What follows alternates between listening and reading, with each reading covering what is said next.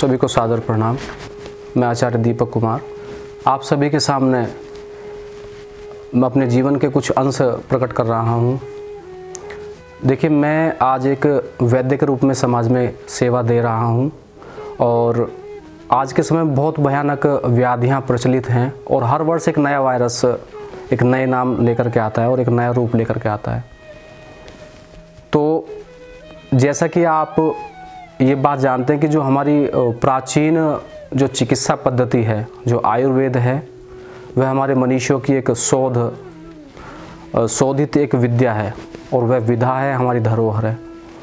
तो मैं आयुर्वेद से ही चिकित्सा करता हूँ और आयुर्वेद का ज्ञान मुझे परम श्रद्धेय मेरे गुरु स्वामी कर्मवीर जी महाराज के आशीर्वाद से प्राप्त हुआ है और मैंने उनके सानिध्य में रह करके उसके गूढ़ रहस्य को जाना है और लगातार कई वर्षों तक उन्हीं के पास में रहकर मैंने लोगों की चिकित्सा सीखी है उनसे और वहाँ लोगों की परेशानियाँ उसको हल करने का तरीका वहाँ मेरा अनुभव हुआ और मैंने वहाँ एक्सपीरियंस किया।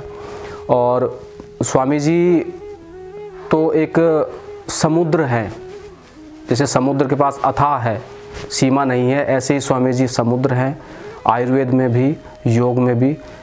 लेकिन आयुर्वेद में जहाँ बहुत सारे अन्य चिकित्सक सोच विचार बंद कर देते हैं, तो स्वामी जी वहाँ भी एक सकारात्मकता के साथ वहाँ रहते हैं और सबसे बड़ी उनकी एक जो साधना है वह व्यक्ति को ज़्यादा लाभ देती है। उनके संपर्क में आने वाला व्यक्ति जो है आते ही बिना किसी चिकित्सा के, उनके दर्शनों से और उनके आशीष वचन से आदि बीमारी को ठीक कर लेता है। क्योंकि एक हमारे शास्त्रों में कहा जाता है कि जो व्यक्ति जैसे कर्म करता है उसका एक ओरा उसका जो प्रतिनिधित्व करता है, एक उसके आसपास का जो वातावरण है वो उसी गुणों से परिपूर्ण हो जाता है।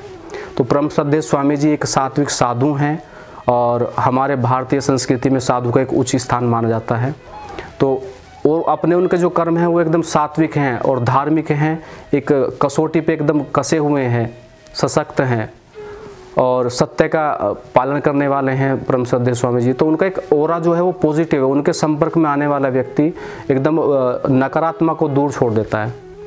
जैसा कि महर्षि पतंजलि ने योग दर्शन में कहा है, अहिंसा का लाभ बताते हुए कहा कि अहिंसा प्रतिष्ठायाम तत्सन्निधौ वैरत्यागः, कि जो व्यक्ति अहिंसा में प्रतिष्ठित हो जाता है उसके संपर्क में आने वाले हिंसक प्राणी भी अपनी अहिंसा को त्याग देते हैं। तो ऐसे ही जो व्यक्ति जिस चीज़ में प्रतिष्ठित है उसका ओरा वैसा ही बन जाता है और उसके संपर्क में जो अन्य वृत्ति वाले लोग भी आते हैं वो उसी में ढल जाते हैं, क्योंकि उनकी जो शक्ति है उसका लेवल बहुत हाई हो जाता है।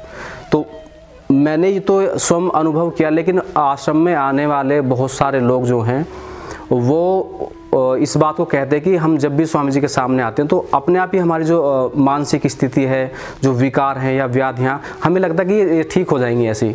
तो आदि चिकित्सा आयुर्वेद में जो कहा कि आप सबसे पहले जब मैं आयुर्वेद की चिकित्सा करता हूँ तो आयुर्वेद में सबसे पहले वैद्य के लिए पढ़ाया जाता है कि आप सबसे पहले रोगी की जो है मानसिक चिकित्सा कीजिए, उसका जो मन है पहले उसको पढ़िए, उसकी बात को समझिए और उसको पॉजिटिव बात करिए। पहले जब उसका मन पॉजिटिव हो जाएगा, आपने पॉजिटिव कर दिया तो वह निश्चित ही ठीक हो जाएगा, उसकी बीमारी जो वो दूर हो जाएगी।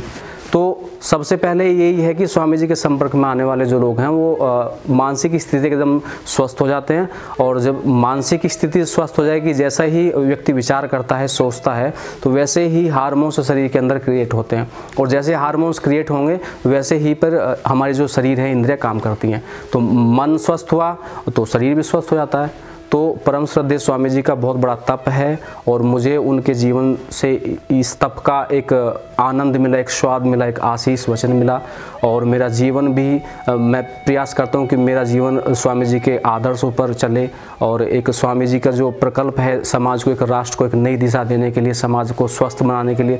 और जैसा कि उनका एक अपना सूत्र है कि रोग मुक्त मानव और योग युक्त मानव, तो रोग से मुक्ति हो और योग से युक्त व्यक्ति हो।